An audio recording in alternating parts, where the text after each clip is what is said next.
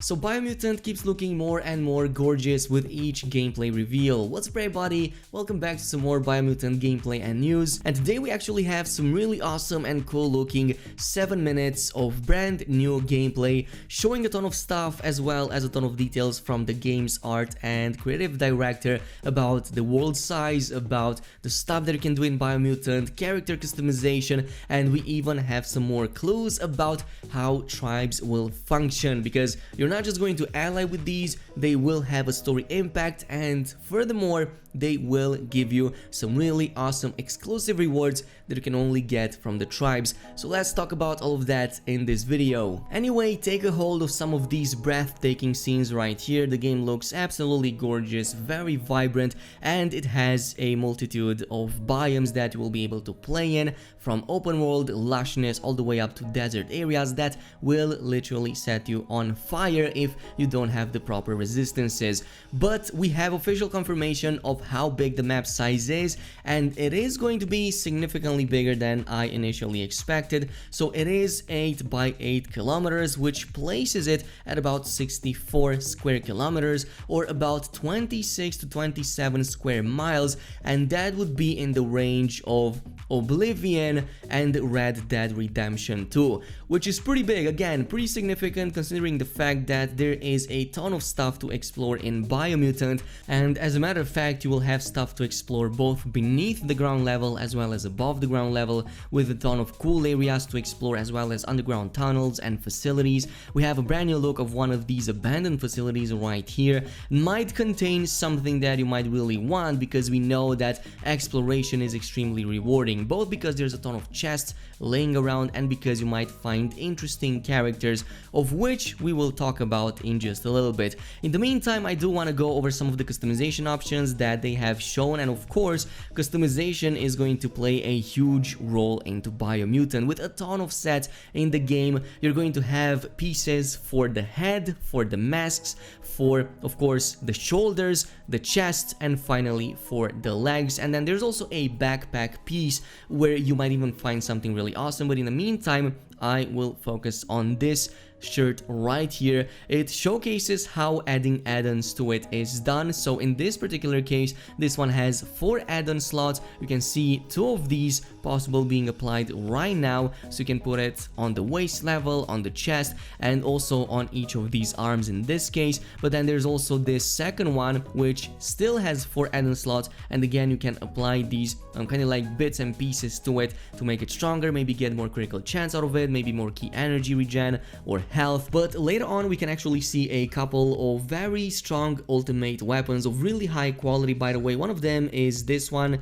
in the process of being assembled. So it's essentially the Contagion Flurp, which I believe is the one that provides this bonus. So it has a biohazard of quality noxious 7. This can go all the way up to 10. Essentially this will indicate how much that biohazard element bonus on it will deal, which in this case is going to be 125, but you can upgrade this with additional mods if you install them on this and if you assemble them, and then also with the crafting bench. But it also comes with a missile cloud perk, which makes every 4th shot to also fire a small auto missile that will explode on impact, and this will auto track enemies, by the way, on every 4th shot. So every now and then you will see these kind of popping off from your weapon. The other one is this particular one-handed slash, which looks really powerful. It comes with a unique heat effect on it, 125, and the remedy perk, which basically heals you for double the damage you dealt with this weapon, which sounds on paper absolutely crazy because it also seems to be a really high damage kind of weapon. So a Saboteur,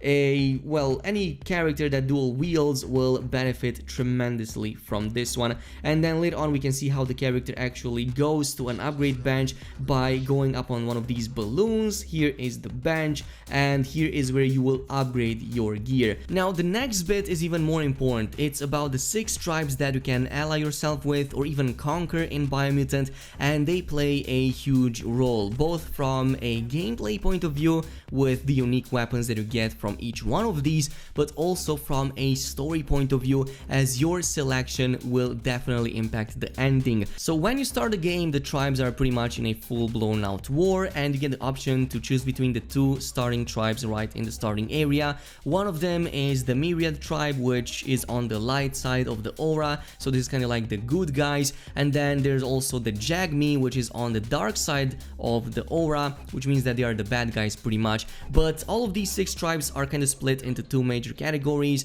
3 of them are onto the light aura and 3 of them are onto the dark aura, basically depending which one you choose at first. And of course your other options and choices later on in the game will influence if you have a good or a evil ending. So these will definitely impact that. You will also be at full out war against the other tribes. So as soon as you start with your first one, be it Myriad, Jagmi or a different tribe, you will have to conquer the other ones. So we actually have a few of these shots right here that kind of show a few of the types of, encounters and sieges that you're going to be able to pull off in a game like this. Like in one of these shots, we can see the troops being aligned and your character is actually getting catapulted what seems to be over the walls of this particular outpost. So this is one of the types of sieges that you can do in the game. There's another one in which we can see a outpost leader right here at the top of this structure with a big brute coming behind the gate. So this is going to be a boss that you will have to defeat if you want to conquer that specific outpost. But again, there's going to be multiple types of these in the game with different scenarios and different objectives in order to capture those specific outposts. Once you have defeated an entire faction, then you have a few options with the leader. Of course, you also have to defeat this leader and get its weapon, but in the meantime you have a few options depending if you're an evil or a good kind of character. So you can either subjugate them or make them your ally. We can see that in one of these shots right here with the tribe being defeated, or you can even kill the enemy faction leaders. We can see these 2 characters right here. The one in the pink is a faction leader which you allied yourself with, and the other one is the character with the shovel in the hand, and they seem to have just buried a body. We see the grave right there, so that is an enemy faction leader pretty much being buried because he got killed. So that's how it's going to happen. But most important, once you ally yourself, subjugate or kill a faction leader, you get the option to pick one of their weapons. There are 6 unique tribe weapons in the game that are specific to each of the factions in the game. Like the Jagmi, for example, have the staff, which comes with its own unique types of attacks and even unique skill line upgrades.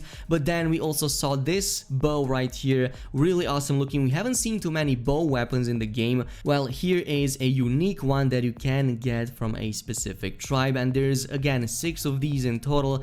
2 of them are going to be melee weapons and 4 of them are going to be, of course, ranged weapons, but some of the ranged weapons can also be used in a melee kind of way, if it makes any sense. So I will cover that once the game fully launches. Now there's a lot more in the video that went through. Of course, we do know that there's going to be a ton of really interesting characters that you will want to talk with, and one of them is sitting right here at this particular bar, seemingly having a drink with other NPCs and civilians, and that particular character right there is going to be pretty important to the overall story. I'm not gonna spoil anything. You will be in contact with this character, and if you like complete some stuff for it, it's even going to give you like a secret area. But this is not the only NPC of this type. There are actually 16 side characters in the game that you will want to actually find. This is on top of the huge amount of other civilians that you will find in outposts and whatnot.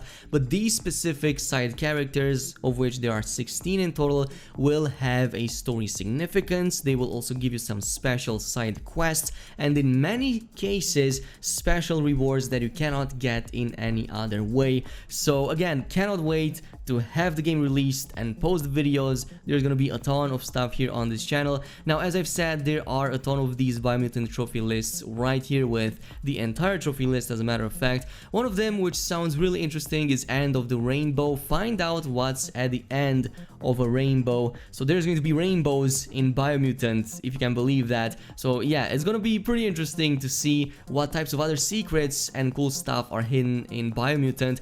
But again, the gameplay reveal just goes over a ton of these details that look really amazing. The final one that we're gonna talk about is going to be some of these abilities that we have some better look at, and one of the first is called the Red Wisps. This is a radiation based ability right here that you can unlock actually very early on in the game, and you kinda cast these wisps from your hand, and you kind of have to keep the button pressed continuously, and the more key you have, the longer you're going to be able to like cast these, so they will automatically track targets and deal radiation damage against them, which sounds pretty awesome. Also, another look at this mucus bubble right here looks pretty interesting. And then we have the Sky Spark ability, which is one of my favorites. It deals this huge AoE, kind of like Shadow Blast from World of Warcraft, against the enemies in a pretty large radius, and it seems really awesome. And yeah, then we have the final Psi ability right here called the Key Spark, and this is another one that deals pretty high damage. So this is kind of like that electrical shock that you pull off from your hands, and you can continuously hold the button to zap enemies all around you. So it looks pretty interesting. Again, these will be dependent on the aura that you have. So if you're an evil character, you'll get access to evil types of skills. If you're a good character, you will get access to quote-unquote good guy kind of skills. So that's how you will be able to do it. But if you like progress enough in the game, you're going to be able to unlock all of them eventually as you get aura points and whatnot. More on that soon enough, but in the meantime, if you want to see more Biomutant content here on this channel, definitely make sure you leave a like on this video, subscribe and activate that notification bell, and I'll see you guys in the next one.